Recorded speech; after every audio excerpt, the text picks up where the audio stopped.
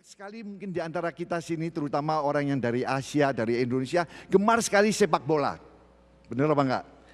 Nah, semua banyak yang mengikuti dan saya berkesempatan satu kali atau beberapa kali lah. Tapi yang saya menarik sekali adalah pertandingan antara Slovakia sama Italia. Siapa yang nonton waktu itu pertandingan itu? Wah, enggak ada. Berakhir dengan skor 3-2 untuk Slovakia. Yang menarik sekali apa saudara? Komentator yang TV itu ada komennya tuh. The giant went down. Apa tuh? Raksaksanya dijatuhkan. Terus saya teringat, mengapa kok pakai nama raksasa? Saya teringat, wah ini pergulatan Goliat sama David. Raksasa tuh besar sekali. Mengapa dinyatakan the Goliath, giant went down? Karena apa saudara? Italia itu suatu tim yang favorite. Dia pernah juara dunia. Bekerjanya, pengalaman dan teamworknya bagus sekali. Orang pasti mengharapkan Italia pasti menang. Slovakia dibanding Slovakia, oh ini tim masih muda, kurang pengalaman di internasional, pasti kalah ini. Ternyata kebalikan saudara, 3-2 untuk Slovakia. Luar biasa. Nah, waktu saya diingatkan giant, yaitu raksasa, saya teringat, wah ini Goliat sama David. Apa toh sebenarnya di dalam kehidupan sehari-hari memakai kata raksasa, atau sering juga yang memakai kata Goliat sama David. Hal-hal yang besar, biasanya secara mata atau jasmani, sesuatu yang besar, orangnya gede itu raksasa atau persoalan yang besar. Wah ini seperti giant, seperti raksasa. Dan di samping itu banyak sekali yang dipakai di dalam kehidupan sehari-hari. Kalau perusahaan besar untuk budget advertisement itu gampang, besar sekali. Ada suatu perusahaan baru yang mau menandingi yang besar. Oh kamu seperti David kok mau ngelawan Goliat, ngelawan perusahaan besar.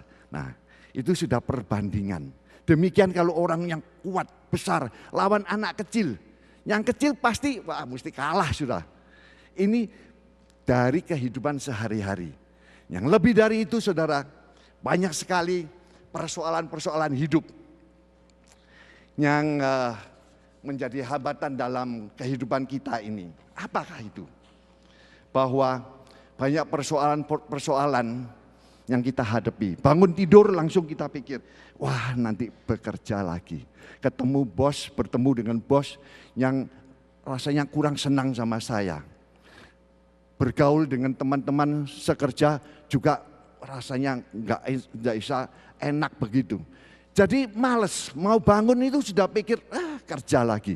Seperti sesuatu yang dia harus tembus, sesuatu yang dia harus hadapin.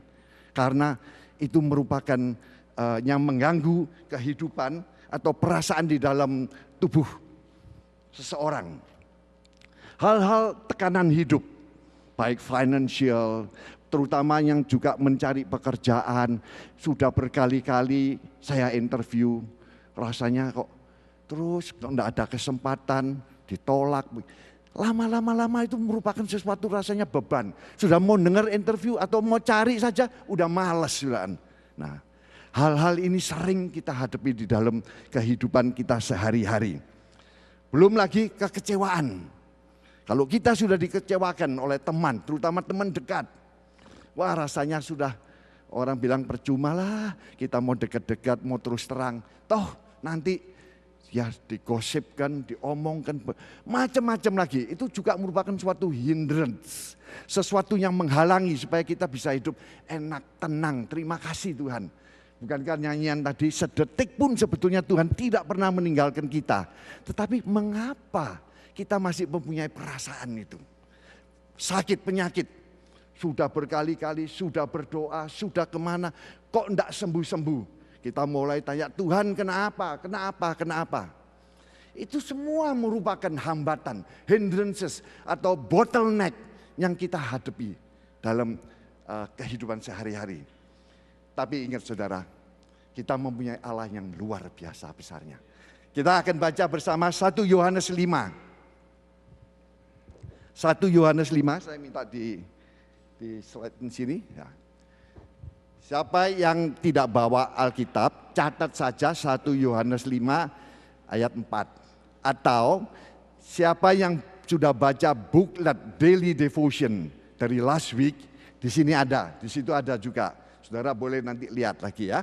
Sebab semua yang dilahirkan dari Allah mengalahkan dunia. Dan inilah kemenangan yang mengalahkan dunia, iman kita. Jadi semua yang dilahirkan. Jadi kalau kita sudah mengaku percaya, kita itu sudah dilahirkan, lahir baru. Karena kita percaya di sini ya, semuanya. Dan janjinya akan mengalahkan dunia. Kenapa kita bisa mengalahkan dunia? Karena kepercayaan kita, karena iman kita, karena pengharapan kita.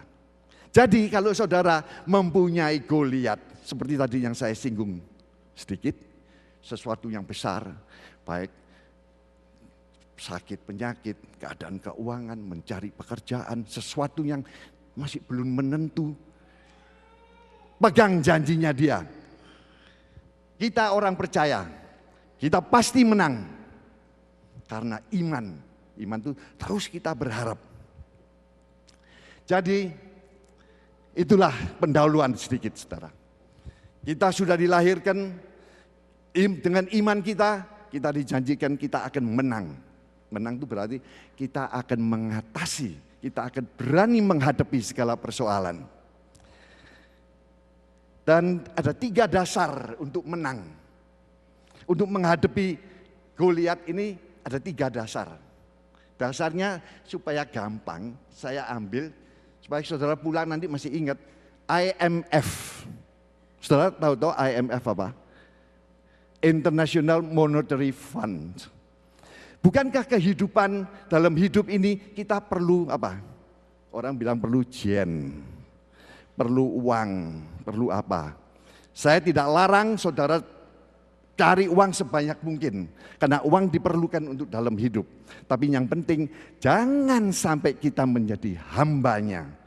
Jangan sampai kita terus mengtuhankan hanya uang ini saja yang menjadi Allahku. Karena ditulis bahwa uang adalah segala akar kejahatan. Jadi jangan sampai kita kepancing juga. Tetapi kita tidak bisa deny ya. Kita tidak bisa bilang, oh orang Kristen nggak perlu uang.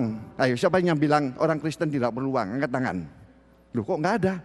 Jadi semua setuju juga tuh perlu uang. Ya, jadi supaya saudara ingat, uang itu salah satu juga penting dalam kehidupan sehari-hari. Tapi saya mau pakai ini, singkatan ini, supaya saudara pulang saudara ingat bahwa khotbah hari ini IMF itu penting bagi setiap kita di sini. I yang pertama itu apa saudara? Ikut sertakan Yesus. Ikut sertakan. Apa toh ikut sertakan?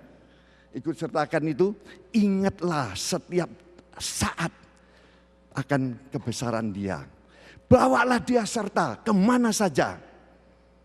Tadi lagunya, bawa serta dengan Allah kita lakukan perkara yang besar.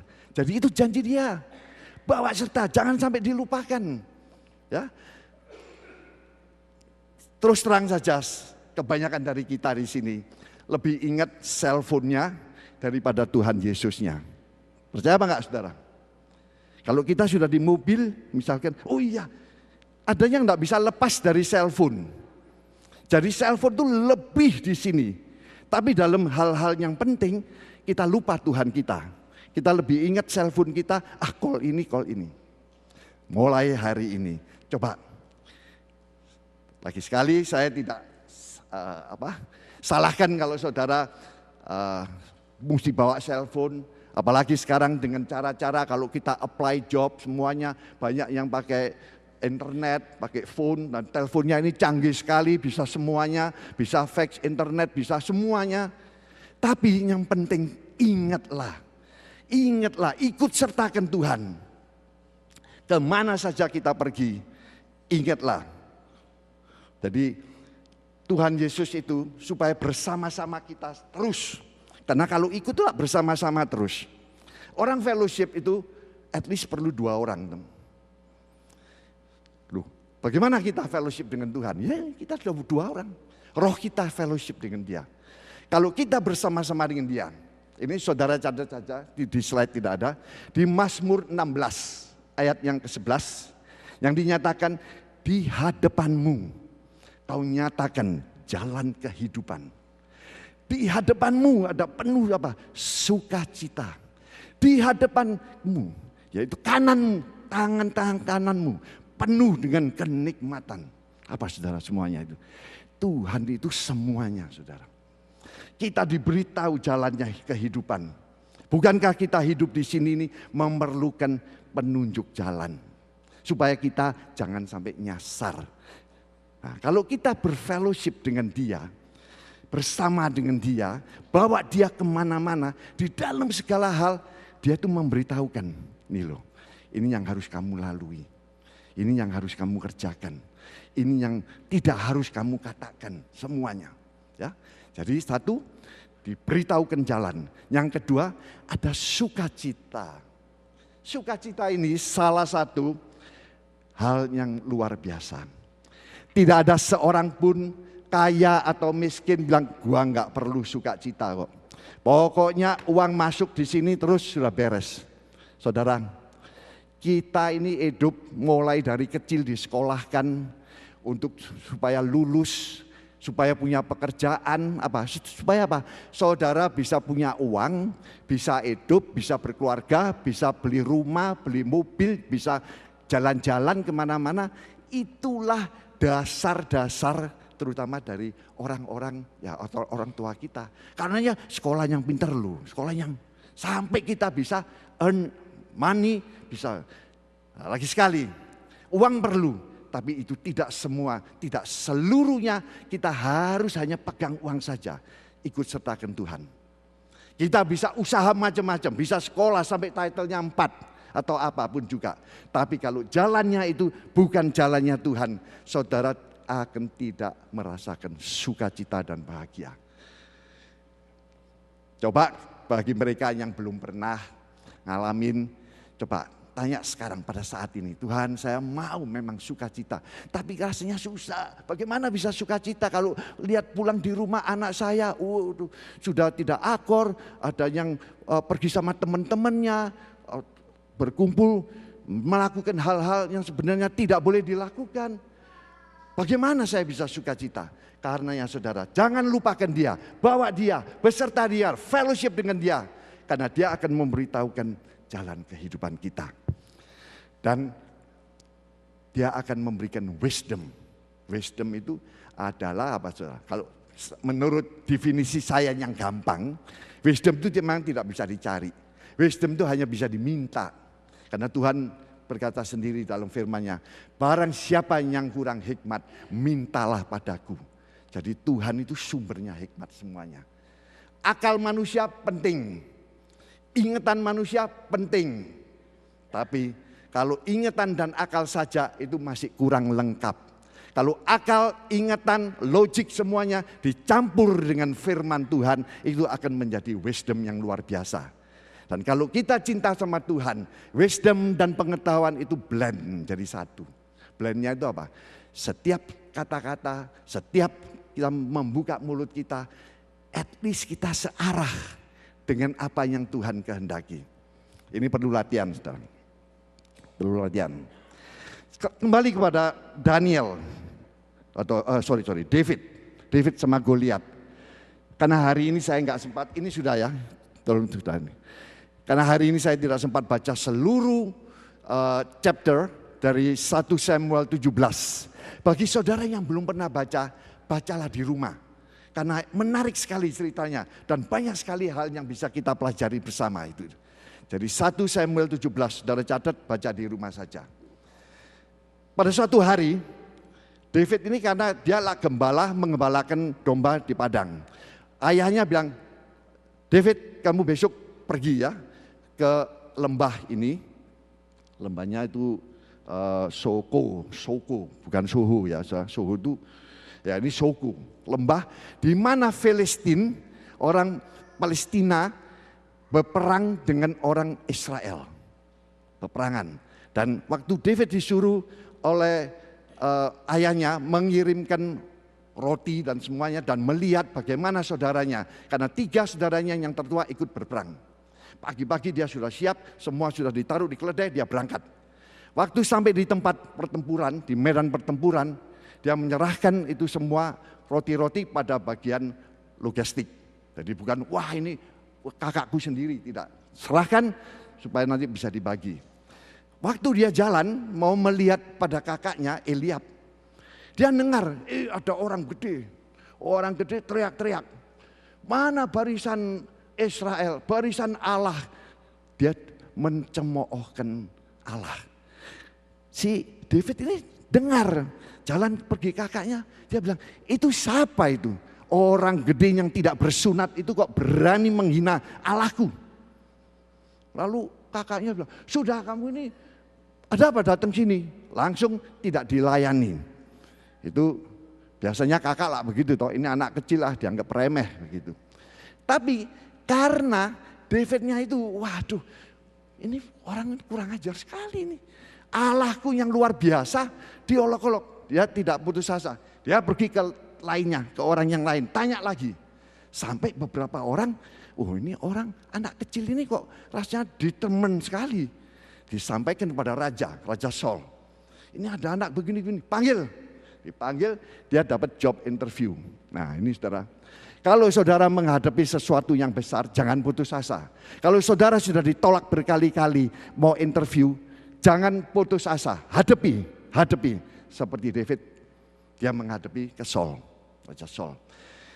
Job interview ditanya-tanya, kamu mana bisa, itu besar pengalaman tentara itu begini-begini.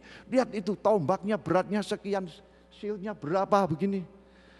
Lalu David tenang saja, dia keluarkan resume dia, tahu resume, pengalaman pekerjaan keluar ya. Dan bukan Pak Saul ya, Raja jangan khawatir. Waktu saya di Padang ada singa, dia mengejar domba saya, tapi saya tidak putus asa. Saya kejar, saya hajar sampai domba itu lepas. Tidak itu saja, beruang pernah terjadi demikian. Saya kejar, buka mulutnya, saya hajar dia, dombanya lepas. Si Raja Saul mulai tertarik dia. Ini anak kecil, tapi kok beraninya luar biasa. Ya, ini kalau orang sudah determined dari dalam, determinationnya ada, dia tidak peduli. Karena dia tahu apa? Karena Allahku itu yang membantu aku sampai dombanya lepas. Lagi sekali makanya saya anjurkan saudara baca sendiri di rumah 1 Samuel 17 ya, baca tenang-tenang begitu semua supaya saudara ingat semuanya. Jadi Allahnya itu perkasa sekali. Dan bahkan dia mengatakan, hei orang gede, raksasa, Goliat, kamu datang dengan tombak, kamu datang dengan pedang, kamu datang dengan lembing, tapi aku datang dengan nama Allah semesta, Tuhan Allah. Di sini dia mengikut campurkan Tuhan. Dia membawa serta di dalam segala persoalan, dia bawa terus. Coba 1 Samuel 17 ayat ke-34.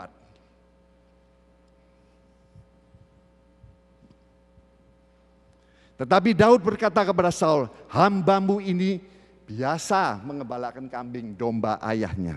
Apabila datang singa atau beruang yang menerkam seekor domba dari kawanannya, masih ada lagi ya? Lalu berkatalah Daud kepada orang-orang yang berdiri di dekatnya, apakah yang akan dilakukan kepada orang yang sudah, tidak usah dong. Sudah ini tidak usah. Pokoknya ini soal hadiah. David tidak memperhitungkan hadiahnya. Dia pokoknya dia mau menghajar. Ini raksasa yang menghina Allahnya yang luar biasa. Pokoknya tadi di situ diambil sedikit menunjukkan bahwa Allahnya yang membantu dia melepaskan domba-domba yang diterkam baik oleh singa atau oleh beruang. Jadi ingat saudara, kalau saudara menghadapi sesuatu, kejar. kejar itu hadapi, hajar dia, jangan gampang menyerah. Kita pasti menang, kita pasti menang. Persoalan akan dilepaskan karena Allah kita itu yang luar biasa. Ini cerita mengenai mengikut sertakan, cerita mengenai blend, logic dan wisdom. Kira-kira 2 minggu yang lalu, 2 minggu atau hampir 3 minggu yang lalu, istri saya dan Tina, kita merupakan tim visitation, ya bukan resmi-resmi, tapi kita sering pergi bersama. Kita ada kesempatan kita visit seorang ibu yang sakit kanker. Waktu kita sampai di sana, ibunya berbaring di couch, di sofa. Biasa ada orang datang mesti tanya, bagaimana Bu? Langsung jawabnya apa saudara? Ya, pokoknya gini, I'm ready be with the Lord. Langsung jawabnya, pokoknya seolah-olah saya siap. Saya siap untuk bersama dengan Tuhan. Dalam waktu tidak sampai 10 menit, saya dengarkan, dia ceritanya hanya rasanya sudah mau menyerah. Sudah, wah semua orang lah mesti meninggal katanya. Semua orang mesti meninggal dan saya sudah siap. Lalu sesuatu yang bothering me. Kok sedih, itu suaminya duduk di situ, ini ada anaknya dari Eropa yang datang juga. Rasanya sudah tidak ada joy. Rasanya terus langsung Tuhan ingatkan. Ayo berkatalah. Saya cuma hanya berkata begini, ya Bu, semua orang itu ada waktunya. Waktunya dipanggil Tuhan kembali. Saya sendiri, saya tadi nggak tahu, saya datang dari highway ke sini, saya nggak tahu apa yang akan terjadi. Ini kemurahan Tuhan saya bisa sampai di sini. Jadi waktu saya adalah di tangan Dia. Jadi soal waktu nggak usah dipikir. Itu soalnya Tuhan. Waktu kapan kita dipanggil, kapan kita bertemu dengan Tuhan, itu urusan Dia. Tapi yang penting apa saudara? Saat ini. Saya bilang, Bu, yang penting saat ini. Pakai kesempatan untuk berterima kasih. Pakai kesempatan untuk acknowledge Tuhan masih baik. Lihat ini, lihat. Enaknya tempatnya begini, kacanya, matahari masih masuk. Suami masih bisa ya melayani, masih kuat. Pakai kesempatan itu. Put smile. Saya bilang, mulai ketawa dia, mulai sedikit. Lalu diajak nyanyi. Suruh pilih nyanyi, dia ikut nyanyi. Di sini saudara, saya percaya bahwa kalau kita mengikut sertakan Tuhan, itu wisdom dan logic dan pikiran manusia itu di-blend jadi satu, dipakai untuk meninggikan Tuhan. Ya, ini biarlah semua kejadian ini bisa dipakai hanya untuk kemuliaan nama Dia. Sekarang yang kedua, dasar-dasar untuk menang melawan raksasa Goliat. I sudah, lalu yang kedua M. Apa M itu saudara? M itu moneter. Tadi saya bilang toh, moneter itu uang, money, ya. Tapi ini yang tidak kalah pentingnya dengan money semuanya adalah motif. Motif. Apa kok motif itu? Motif adalah rencana mula-mula ya yang dari dalam keluar yang mendorong seorang untuk berbuat sesuatu. Dengan penuh desire, dengan penuh kesungguhan. Seperti David tadi. David tadi waktu dia rasanya siapa ini kok. Dia determined sekali. Dia bicara satu sampai dipanggil oleh raja. Dan sampai diizinkan dia untuk menghadapi Goliat itu. Jadi yang kedua ini motif. Ini perlu sekali adalah desire. Motif hati. Itu penting sekali. Sebab segala sesuatu itu asalnya dari hati. Dari hatilah, hati ini sumber semuanya. Terutama yang ditulis di Alkitab adalah di Matius, saudara catat saja itu motif hati itu. 15, ayat 15, 18, Fatsal 15, 18. Dari hatilah ya mulai timbul pikiran-pikiran jahat. Pikiran-pikiran mau perkosaan, mau mencuri, mau nyakitin hati. Semuanya itu mulai timbul dari hati. Hati terus ke pikiran. Pikiran terus ke mulut, mulut terus ke action saudara. Jadi perlu sekali jaga hati. Karenanya kalau hati bisa ditempati oleh hal-hal yang jahat, hati pun bisa ditempati oleh hal-hal yang baik. Hanya tergantung kepada kita. Mau apa enggak kita mengisi hati kita dengan hal-hal yang baik. Itu penting sekali. Tambah kita mengetahui akan firman Tuhan, seolah-olah kita merasa tambah kita ini tidak ada apa-apanya terhadap Tuhan. Karena semuanya ini hanya kasih anugerahnya, hanya kasih kemurahannya. Kalau kita bisa bepergian, kita masih bisa berdiri di sini, kita masih bisa fellowship satu dengan yang lain. Ini kemurahan Tuhan semua. Kita acknowledge dia. Let's be thankful dengan penuh pengucapan syukur di mulut ini. Karena Tuhan yang luar biasa. Tambah kita berserah kepada dia. Tambah dia melakukan hal-hal yang di luar pikiran kita. Ya, do favor. Dia berbuat sesuatu yang sebenarnya kita tidak patut. Saudara mungkin mengalami interview, udah sebelumnya ada 10 orang yang qualified-nya luar biasa. Kalau dibanding kita mikir, kita ini siapa tuh? Seolah-olah David sama Goliat. Dibanding orang-orang itu yang sudah pengalaman, yang ijazahnya bagus-bagus semuanya. Tetapi Tuhan bisa pilih kita. Kenapa saudara? Karena He does a favor. Dia memberikan kita favor. Karenanya jangan putus asa dalam segala hal. Baik itu sakit penyakit, baik itu yang kita hadapi dengan keuangan, baik terutama mengenai kita mau do something untuk berbuat, untuk menjadikan badan sehat. Kita berkali-kali, kita mau quit smoking, kita mau exercise, tapi kita jatuh terus. Kita menghadapi, rasanya raksasa ini nggak bisa ditembus. Baru mulai 1 minggu, kembali lagi. Kita minta kasih karunia dan pimpinan Tuhan. Karena dia luar biasa. Jadi itu penting sekali mengenai favor. Favor dimulai di hati kita. Karena di hal-hal yang tidak kelihatan. Dan untuk mempunyai motif yang benar ini, kita perlu courage. Courage itu tekad dan determination. Kita perlu determined dalam. Ingat tadi David, dia tidak putus asa. Kakaknya bilang begitu, fine, tanya orang lain. Sampai, pokoknya dia tidak menyerah. Biasanya orang yang dengan courage dan determination, dia berani mencoba. Apalagi kita, orang percaya yang lahir dari Allah, sudah dijanjikan akan menang. Itu luar biasa, pegang janji-janji dia. All things are possible, only believe. Itu saudara baca di Markus 10 ayat 27, di sini nggak usah. Ya. Tambah terus di dalam hati ini, dengan firman dia, dengan segala kekuasaan dan kemuliaannya, dan bahkan kita mengetahui segala peperangan itu, the battle is mine. Itu kata Tuhan Yesus. Jadi pergumulan kita bukan kita sendiri. Seperti David tadi melepaskan itu domba, bukan dia.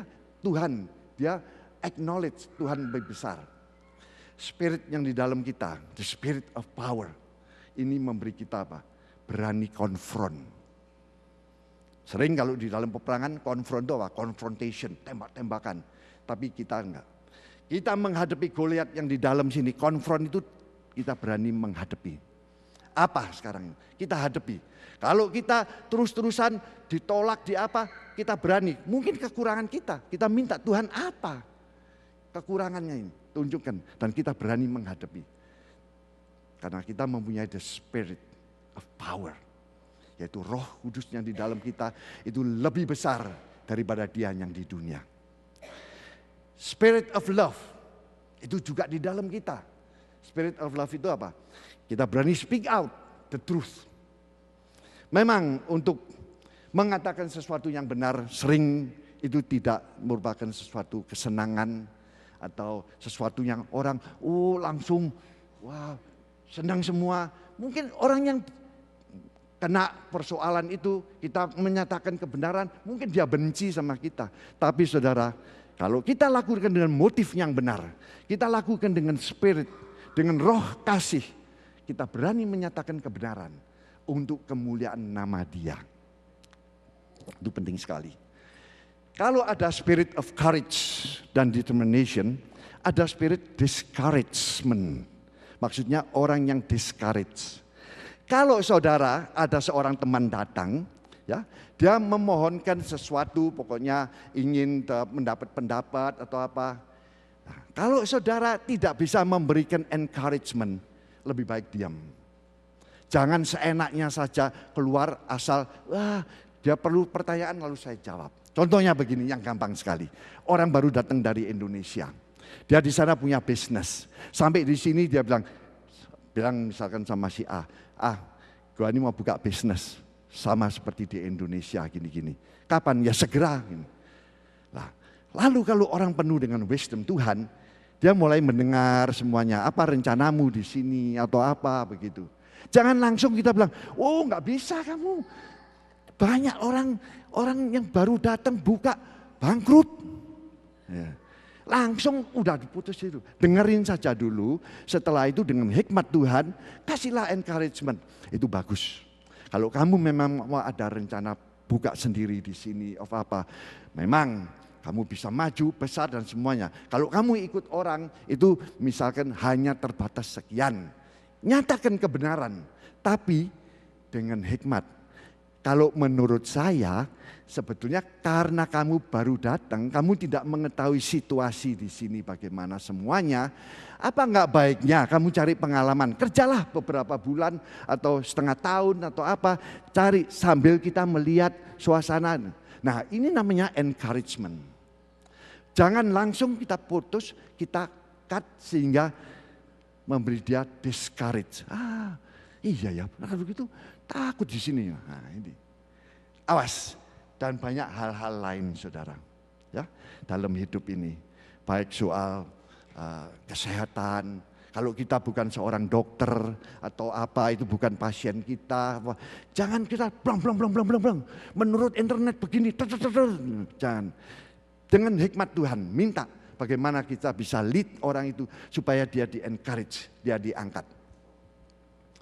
Discouragement ini terjadi juga pada kakak David yang namanya Eliab tadi.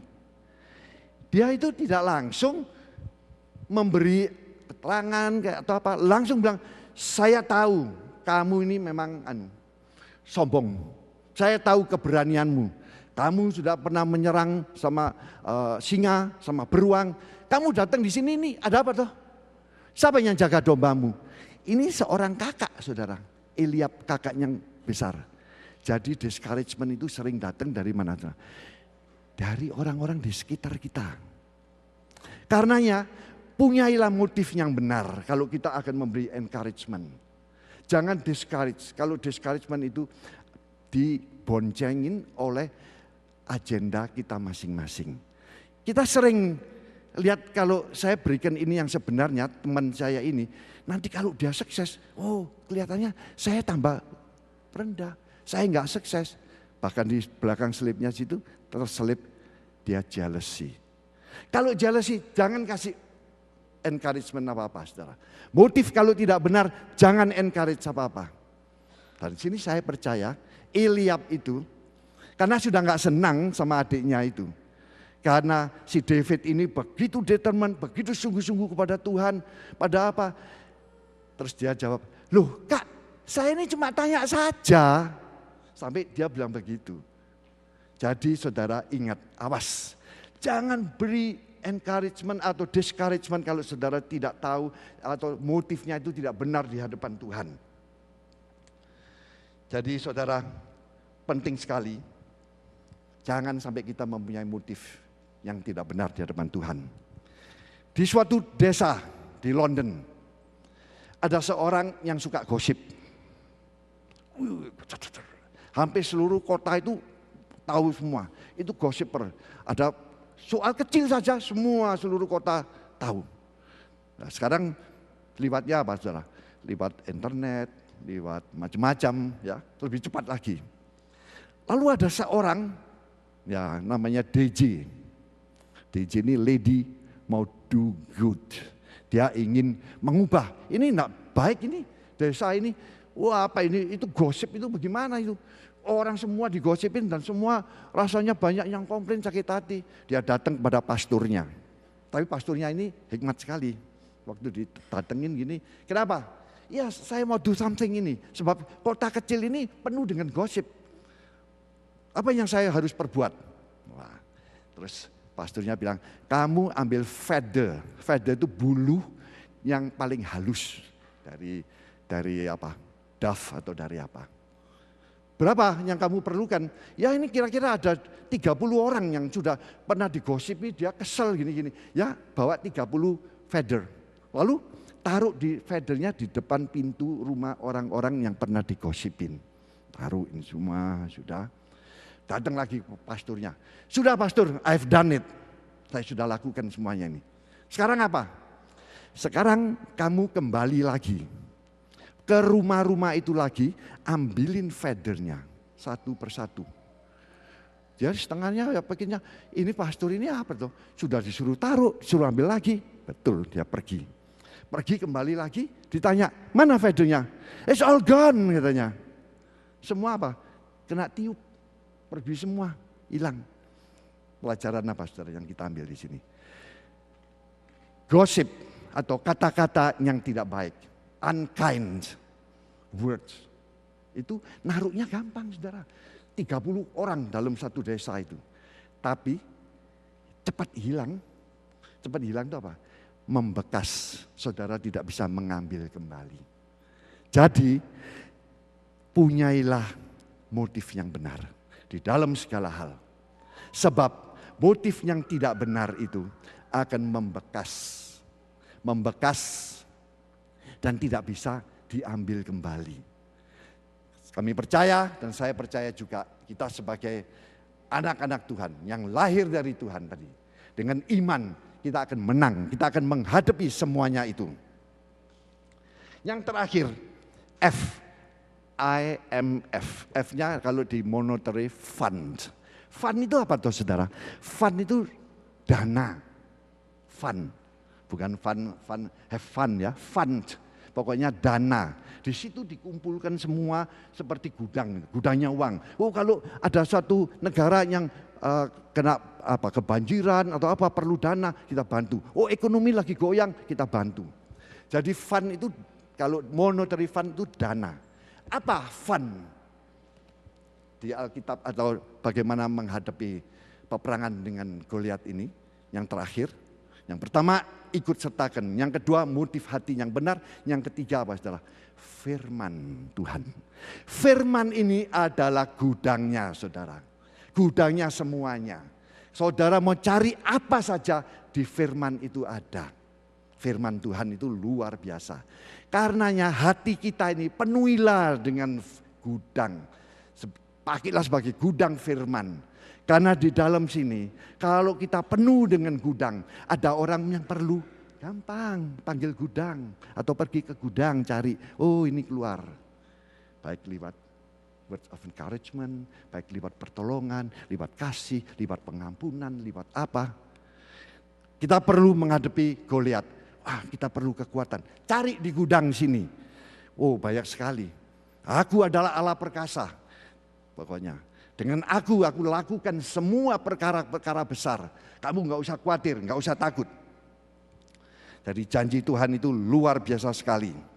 Karena dia berkata dalam Amsal 4, saudara catat ayat 20, 22. Perhatikanlah perkataanku. Ya, jadi perhatikan tuh jangan cuma sepintas lalu, seenaknya saja. Be serious. Arahkan telingamu. Maksudnya dengarlah sungguh-sungguh. Matamu jangan menjauh. Jangan terus begini. Maksudnya fokuslah. Ya, fokuslah. Karena itu janji Tuhan. Kalau kita tunduk kepada Tuhan, maka lawanlah iblis. Dia akan lari saudara. Kalau kita penuh di hati kita dengan gudang firman Tuhan. Kita ikut campurkan Tuhan di dalam segala hal. Lawanlah iblis, hadapilah dia. Dia akan lari saudara. Dan kalau kita terus mendekat dengan dia, Tuhan itu terus mendekat dengan kita. Saya tutup dengan sesuatu ilustrasi yang sederhana. Tapi kita belajar bahwa hal yang di dalam ini penting sekali. Seorang mempunyai anjing, anjingnya galak seperti herder begitu. Waduh, kalau di rumah itu karena pekarangan yang pemiliknya itu besar, dia lari-lari, agak muscle gitu. Senangnya apa? Ngejar squirrel. Squirrel itu tupai, ngejar. Wah, seperti galak sekali begitu. Pada suatu hari ownernya sama anjingnya jalan-jalan, biasanya morning walk, jalan pagi. Pada waktu di suatu taman,